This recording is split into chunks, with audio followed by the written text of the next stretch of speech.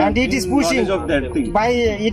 by BSF. না কি হে নাজনু এমকা হুমে দিছি দি ফেলে কইছি চলি দুটা ভারতের সীমান্তরক্ষী বাহিনী বিএসএফ বাংলাদেশ সীমান্ত দিয়ে জোরপূর্বক মানুষ ঠেলে দেওয়ার অভিযান অব্যাহত রেখেছে। এই পুশ ইন নীতিকে বাংলাদেশ মানবতার বিরুদ্ধে রাষ্ট্রীয় নির্মমতা হিসেবে বর্ণনা করছে। মোদী সরকারের ডিটেক্ট ডিলিট ডিপোর্ট নীতির অংশ হিসেবে এই অভিযান চলছে বলে অভিযোগ উঠেছে।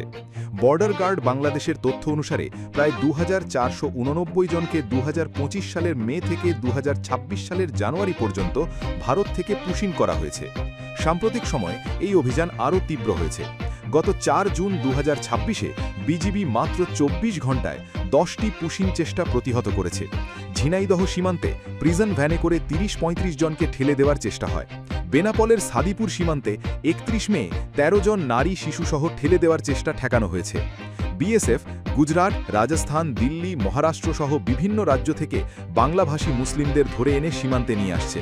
অনেক ক্ষেত্রে দীর্ঘদিন ভারতে বসবাসকারী ব্যক্তি এমনকি ভারতীয় নাগরিকদেরও কাগজপত্র ছাড়াই অনুপ্রবেশকারী আখ্যা দিয়ে ঠেলে দেওয়া হচ্ছে।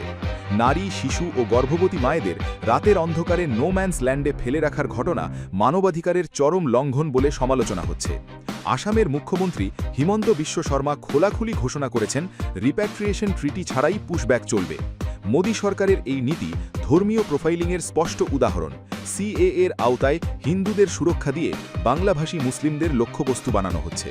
পশ্চিমবঙ্গে বিজেপির সাম্প্রতিক জয়ের পর এই অভিযান আরও বেড়েছে বলে মনে করা হচ্ছে। বাংলাদেশ সরকার কূটনৈতিক নোট পাঠিয়েছে এবং বিজিবি সর্বত্র সতর্ক অবস্থায় রয়েছে। পররাষ্ট্রমন্ত্রী শামা ওবায়েদি জানিয়েছেন যে কোনো অবৈধ পুশিন প্রতিহত করা হবে। এই নীতি আন্তর্জাতিক মানবাধিকার আইন 1975-এর যৌথ নির্দেশিকা এবং 2011 সালের বর্ডার ম্যানেজমেন্ট প্ল্যানের সরাসরি লঙ্ঘন। বিশ্লেষকরা বলছেন মোদী সরকার ও বিএসএফের এই অহংকারী আচরণ শুধু বাংলাদেশের সার্বভৌমত্বের ওপর আঘাত নয়, দক্ষিণ এশিয়ার আঞ্চলিক স্থিতিশীলতাকেও হুমকির মুখে ফেলছে। প্রতিবেশীকে আবর্জনার ডাস্টবিন বানানো যায় না।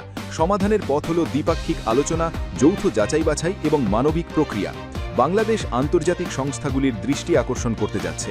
মোদী সরকারকে এই নির্মমতা বন্ধ করে সম্মানজনক প্রত্যাবাসন নিশ্চিত করতে হবে, অন্যথায় এটি ইতিহাসে মানবতার কলঙ্ক হয়ে থাকবে।